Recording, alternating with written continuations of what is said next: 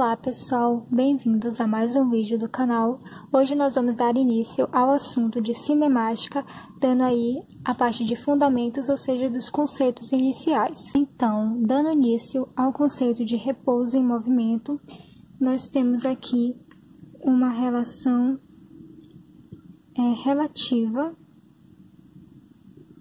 porque ela precisa de um referencial.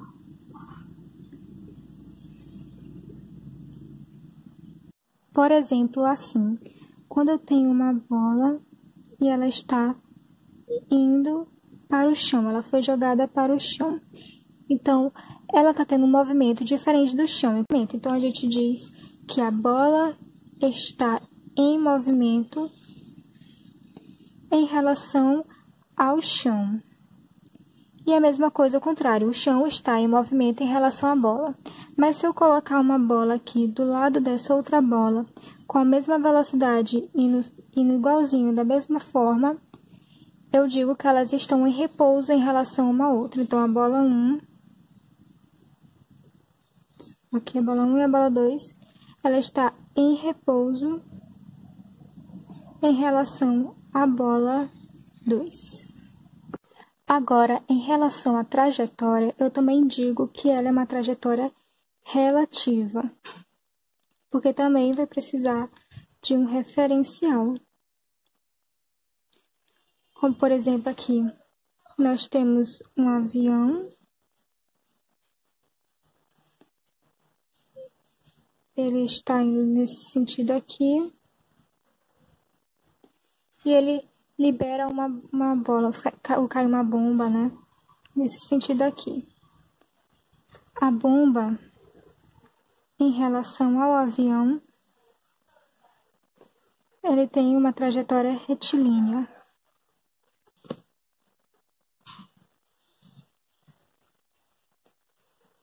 Já em relação a uma pessoa externa, uma pessoa aqui parada está olhando, ela vai fazer uma trajetória parabólica.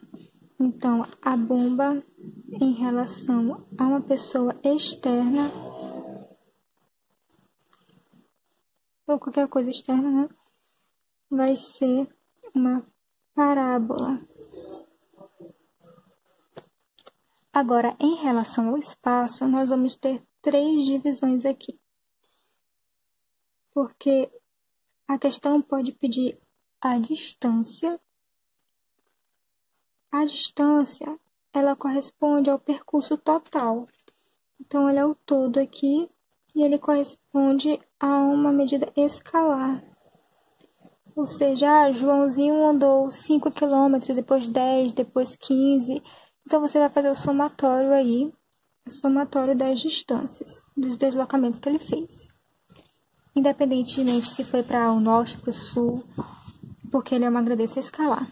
Agora, se ele pedir um deslocamento, você tem que saber que é o vetorial. Então, se, por exemplo, ele foi para a...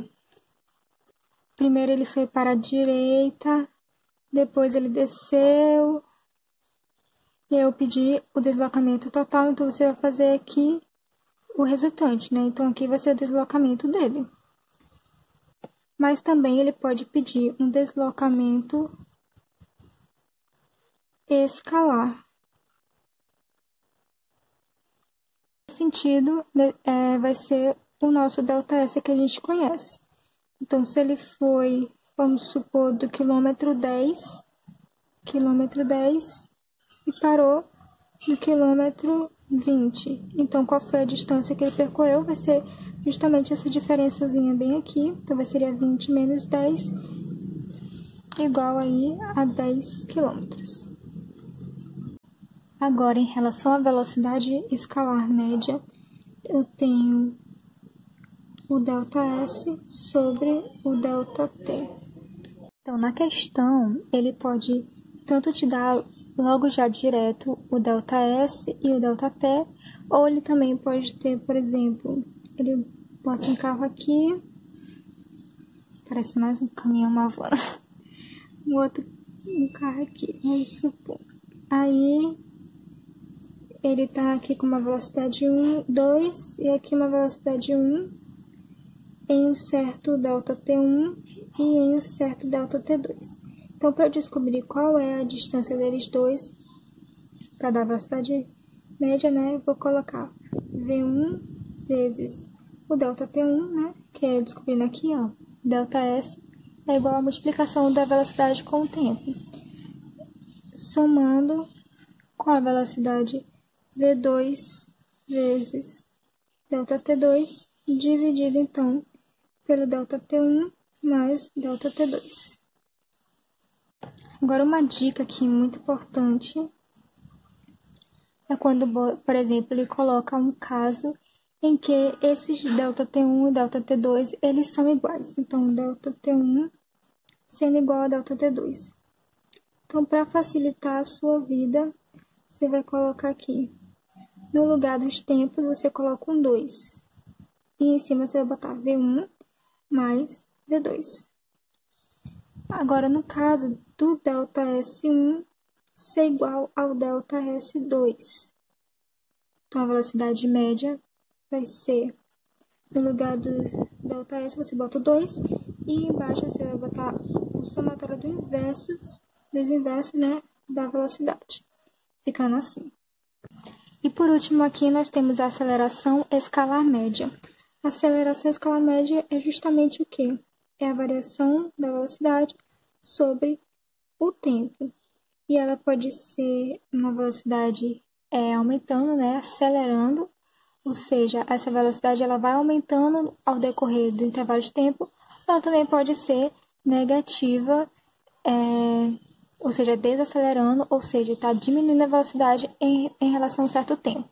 Agora, uma coisa também muito importante que cai bastante nos vestibulares é em relação ao movimento acelerado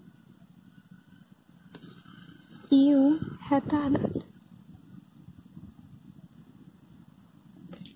Primeiramente, para saber, eu preciso tratar de um referencial. Então, vou botar aqui um referencial para a direita, sendo aqui positivo. E então, eu tenho uma bolinha indo nesse sentido. Se eu estiver indo no mesmo sentido que o meu referencial, então eu tenho aqui uma velocidade, né? Eu tenho um movimento progressivo. Então, aqui é um movimento progressivo. Mas, no caso, se eu adotasse o referencial para aquele lado ali como sendo positivo, e no caso eu tenho minha velocidade indo para cá, então eu tenho aqui sentidos contrários, né? Então, aqui eu tenho um movimento retrógrado. E em relação, para eu saber se ele é acelerado ou retardado, eu vou ter que ter sinais da velocidade e da aceleração iguais. Ou seja, se aqui eu tenho uma velocidade aqui, ó, uma velocidade positiva, então, obrigatoriamente, eu vou ter que ter uma aceleração positiva. E se eu tiver, no caso, uma velocidade negativa, eu vou ter que ter obrigatoriamente uma aceleração negativa também. Já o movimento retardado, se eu tenho uma velocidade positiva, eu vou ter aqui uma aceleração negativa, ou seja, eu preciso de sinais contrários. E se eu tiver uma velocidade negativa, no caso, eu vou ter uma aceleração positiva. Que você pode estar analisando isso aí em relação no gráfico, né? Analisando os gráficos, você tem como saber qual é o sinal, que vai ser o assunto aí da próxima aula. Então, se inscreva no canal para você não perder nada.